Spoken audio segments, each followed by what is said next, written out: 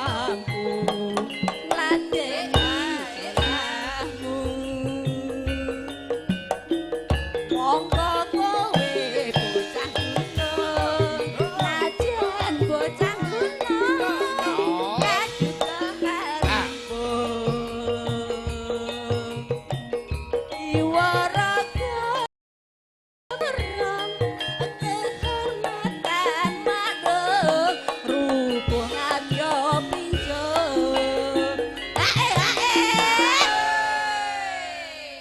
Mas Parmin RT ayo maju nanggap ngoyo-ngoyo ra gelem maju piye senengane lali janjine sing duwe gawe urip ana kutha gedhe kowe tak tukoke omah sak mobile kowe apa-apa wae najan sesideman mesti kasembadan oi oi oi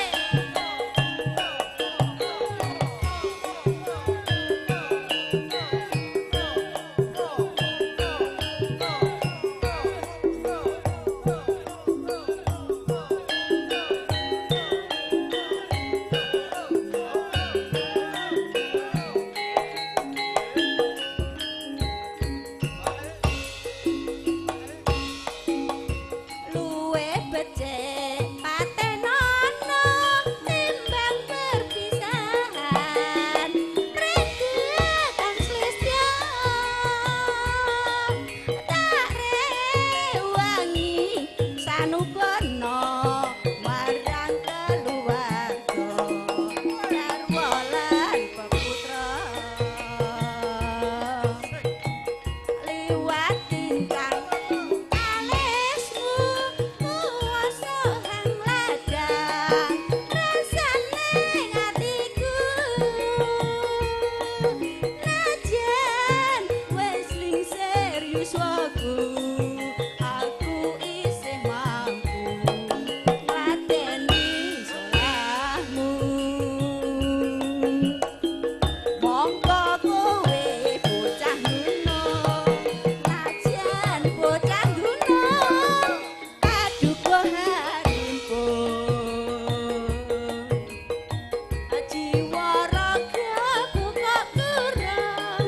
kehormatan madeng rubuh ngadya pinjeng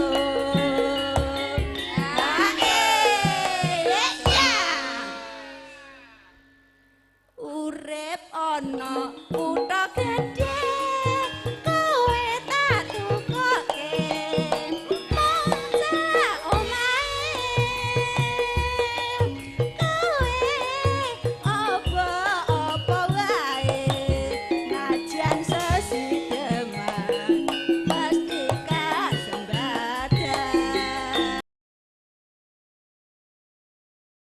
nuwun matur nuwun Mbak Partini